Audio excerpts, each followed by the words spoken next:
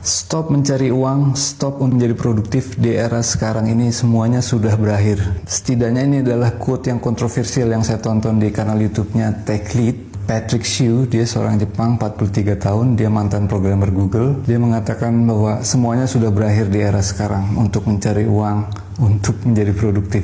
Akan ada hanya orang kaya dan orang miskin. Orang menengah akan hilang atau bahkan menjadi miskin di era sekarang ini. Ini kaum menengah atau middle class ini didefinisikan sebagai orang kebanyakan ya. Dia dari kecil sekolah, dia mendapatkan nilai bagus, kemudian lulus, mencari bekerja di kantor 9 to 5, berharap sampai pensiun. Dan ini era ini sudah berakhir, dia bilang, dengan banyaknya layoff atau PHK yang terjadi di semua startup teknologi, nggak cuma di Amerika tapi di seluruh dunia. Ini point of view-nya, fokusnya adalah dari mata dia sebagai programmer. Apps tidak bekerja lagi, APIs tidak bekerja lagi, semuanya sudah dikerjakan oleh AI. Kemudian ada pergeseran di sosial media. Orang sudah tidak lagi percaya motivasi-motivasi 7 cara menjadi kaya, 7 cara meningkatkan produktivitas.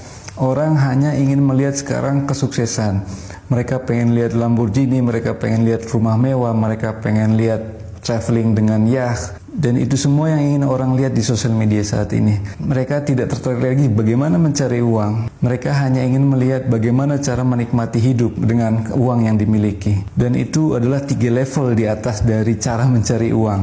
Yang pertama adalah mencari uangnya. Yang kedua adalah mendapatkan hal-hal tersebut yang bisa membuat vibe positif. Yang ketiga adalah memiliki waktu yang banyak untuk menikmati hal-hal tersebut.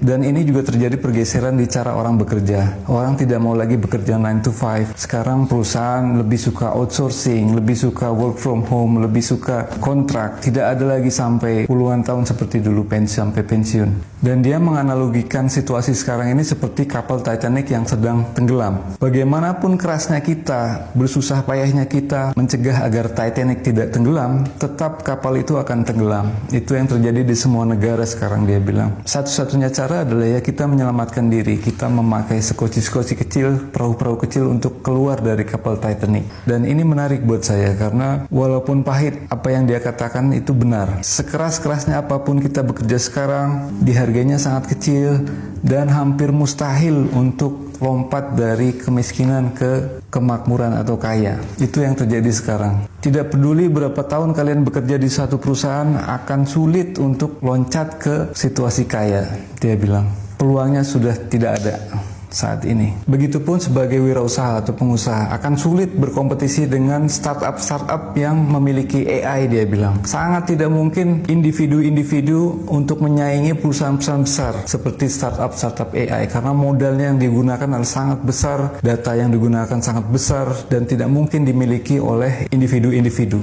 Oleh sebab itu dia katakan bahwa yang kaya akan semakin kaya, mempertahankan kekayaannya, dan yang miskin akan tetap miskin, dan kelas menengah akan cenderung untuk mengalami penurunan menjadi miskin. Dan perubahan itu terjadi dengan sangat cepat. Saya masih ingat ketika pada tahun 2007 Steve Jobs dari Apple pertama kali memperkenalkan iPhone pertamanya dengan layar sentuh. Seketika itu pula raksasa handphone dengan tombol semuanya berguguran mati, seperti Nokia, BlackBerry, semuanya mati. Tak lama berselang muncullah dunia digital dengan cepat. Ada aplikasi, ada website, ada YouTube dan lain-lain. Dan membunuh semua industri buku, majalah, koran, televisi konvensional. Hampir saat itu semua orang beralih ke dunia digital. Dan dengan cepatnya saat sekarang ini muncullah AI yang menggantikan hampir semua pekerjaan. Seperti yang dikatakan oleh Patrick Hsu, dia sebagai programmer bilang sudah tidak ada kemungkinan untuk bersaing dengan AI. Dan ini susah untuk dihentikan. Sama halnya dengan dulu pertama kali handphone layar sentuh pertama kali diperkenalkan. Dan dari menonton video ini ada beberapa hal positif yang saya ambil. Walaupun ini videonya sangat terdengar depresif ya, tapi tetap ada poin-poin yang menarik buat saya. Bahwa hidup itu ada kalanya tidak apa-apa untuk tidak melakukan apapun.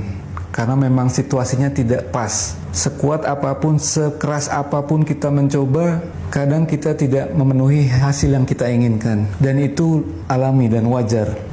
Dan saya yakin situasi sekarang ini akan ada solusi-solusi atau skoci-skoci dari kapal Titanic yang akan kita peroleh dan kita dapatkan dari hal-hal yang kita terus lakukan dalam hidup. Dan mungkin di situasi yang sulit ini akan muncul hal-hal positif yang tidak kita duga sebelumnya. Seperti yang dia utarakan, orang sekarang senang menonton keberhasilan orang lain, membeli mobil mewah, rumah mewah, dan lain-lain. Tapi mungkin bagi saya juga tidak hanya sekedar materi. Kita bisa menunjukkan hal positif di konten media sosial dengan cara menghibur orang lain, membuat tertawa, memiliki kucing dan anjing yang lucu. Itu juga membuat hal positif yang mungkin memang ditujukan AI untuk kita untuk menikmati hidup.